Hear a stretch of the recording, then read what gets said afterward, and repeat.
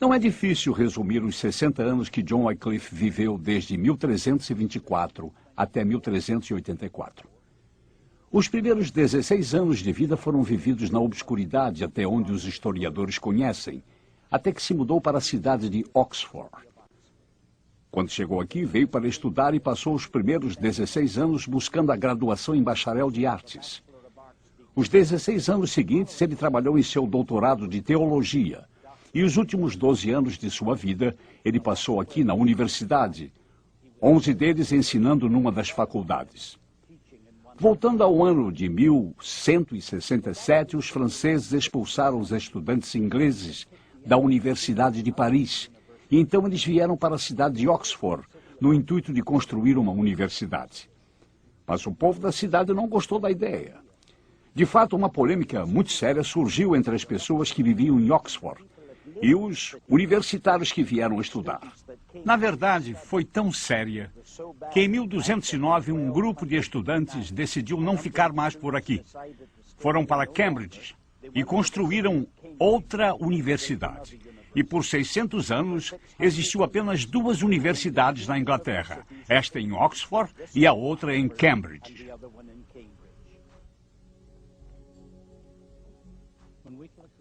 Quando Wycliffe tinha 24 anos, uma terrível peste negra assolou a Europa e, por fim, chegou à Inglaterra. Não havia cura. Seus tentáculos alcançavam ricos e pobres, jovens e velhos, e causou grande temor ao coração de Wycliffe.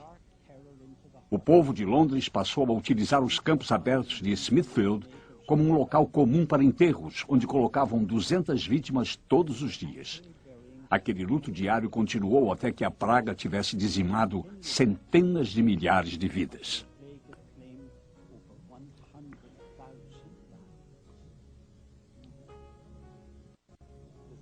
Não há dúvida de que essas pragas causaram um grandioso efeito na vida de Wycliffe. Na verdade, 2 dos maiores fatores que fizeram deste homem um reformador, um deles está relacionado a essas pragas.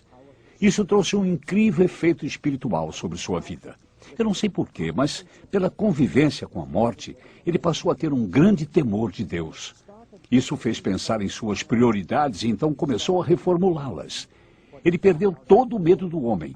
Não importava mais para ele se era o Papa ou o potentado, até onde lhe dizia respeito.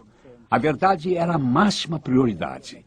Essa experiência espiritual em sua vida penetrou fundo em seu coração. De fato, isso tocou em cada fresta de sua alma. Ele foi transformado e passou a ter todo um novo relacionamento com Deus. O segundo fato significante que ocorreu em sua vida foi devido ao ambiente aqui na Universidade de Oxford. Ele veio para a Faculdade Queen's, mas se formou em Merton.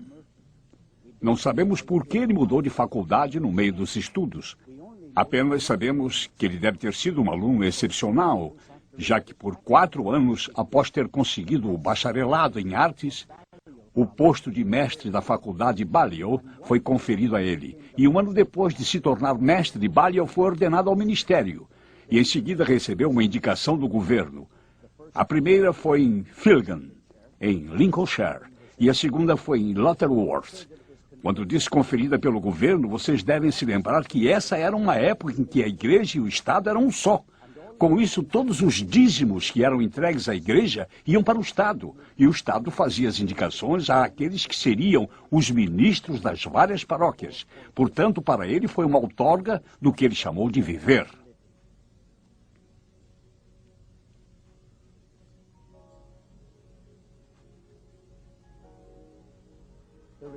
Não há dúvida de que sua estada aqui em Oxford causou um efeito enorme em sua vida como um reformador. A maneira como eles faziam as coisas naquela época, a atmosfera acadêmica, era diferente. Não era uma simples questão de ser capaz de fazer suas anotações durante a aula e reproduzi-las nos exames.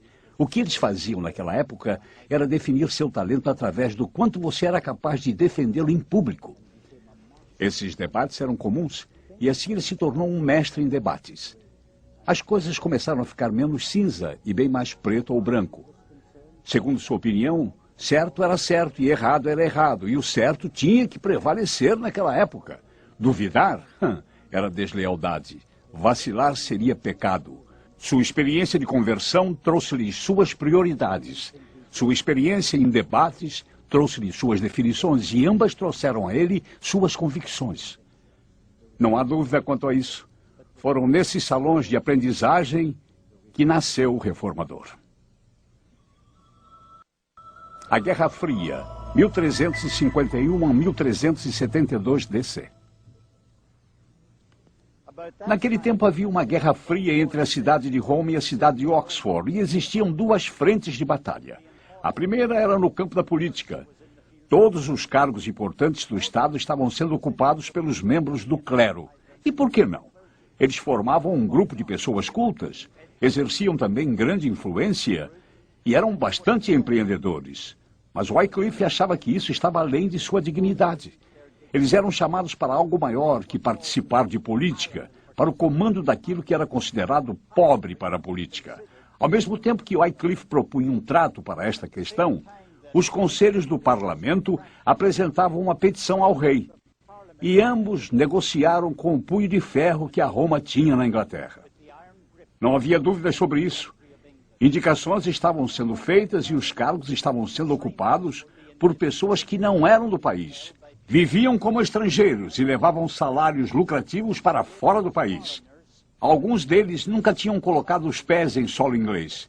Seus salários eram levados até eles.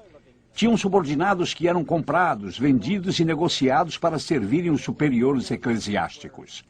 Não era tão ruim assim, mas a situação se tornou muito mais ofensiva quando os franceses foram selecionados para essas indicações na Inglaterra. Não se esqueçam de que isso aconteceu numa época em que a Inglaterra estava envolvida numa guerra de 100 anos com a França, e isso incitou os humores no país. Por esta razão, o parlamento aprovou 2 estatutos importantes. O primeiro defendia que qualquer compromisso da igreja estrangeira dentro do reino inglês tinha que adquirir a aprovação do rei. A segunda lei impedia qualquer tribunal estrangeiro de exigir juízo ou proferir uma penalidade para qualquer inglês, a menos que passasse antes por um tribunal inglês. Também invalidava qualquer mandado judicial a um cidadão inglês a comparecer perante tribunal estrangeiro, exceto se obtivesse permissão do parlamento inglês. No entanto, 12 anos mais tarde, em 1365, o Papa exigiu que a coroa britânica pagasse impostos à igreja. A situação ficou ainda mais ofensiva quando, no ano seguinte, o Papa emitiu uma ordem para o rei da Inglaterra ir até Roma e se defender. Essas decisões por parte de Roma esmagaram os estatutos do parlamento. 6 anos depois, Roma enviou um agente para recolher os impostos do Papa. O agente prometeu ao parlamento que não faria nada que ofendesse os interesses do rei. No entanto, quando chegou com sua comitiva extravagante e imponente, em togas suntuosas e grande equipe de contadores, Wycliffe pôde imediatamente ver que ele prometera o que não poderia cumprir, e o atacou através de panfletos, o acusando, sobretudo, de mentiroso. A influência do Wycliffe crescia. No decorrer de 2 anos, o rei o conferiu a reitoria de Lutterworth e, finalmente, foi indicado para capelão ao rei. Outra batalha nesta Guerra Fria com Roma foi no campo da teologia. Wycliffe censurou a doutrina da transubstanciação. A doutrina era uma inovação recente, datando apenas de 1215.